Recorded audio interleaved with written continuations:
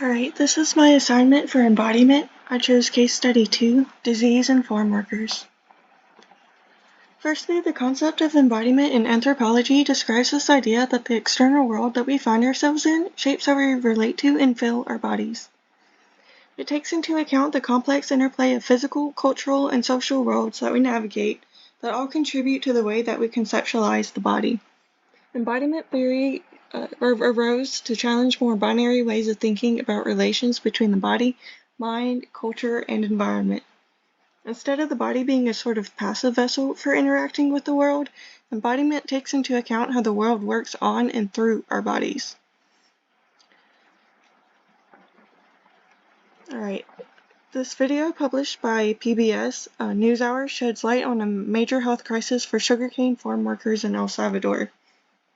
I was shocked to learn that on some of these small farms, up to 1/5 of these workers are facing chronic kidney disease.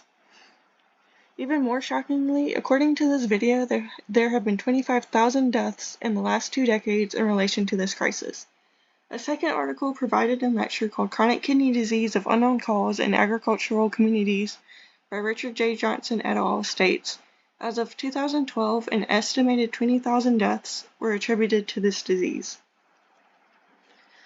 The majority of these workers do not have pre-existing risk factors for kidney disease. The leading thought is that dehydration is leading to kidney damage for these workers. What is clear is that this crisis is a physical manifestation of many interrelated factors that are affecting sugarcane workers disproportionately to other agricultural fields.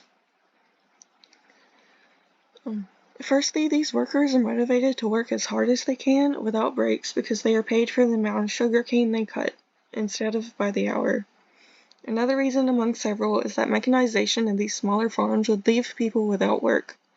What really angered me from this video and article is that this phenomenon has been documented since the 70s, yet they say the cause is still unknown, and the countless people and their families are still being affected.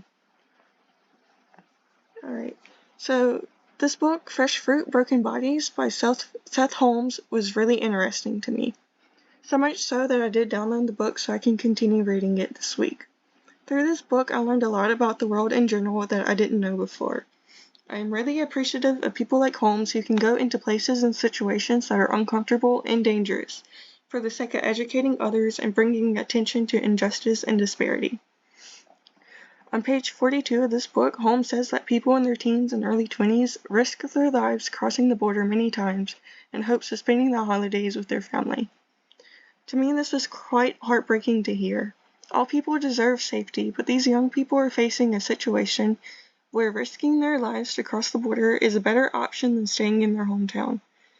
In the second chapter, Holmes speaks much about how the Cherokee people are treated much more negatively than he is.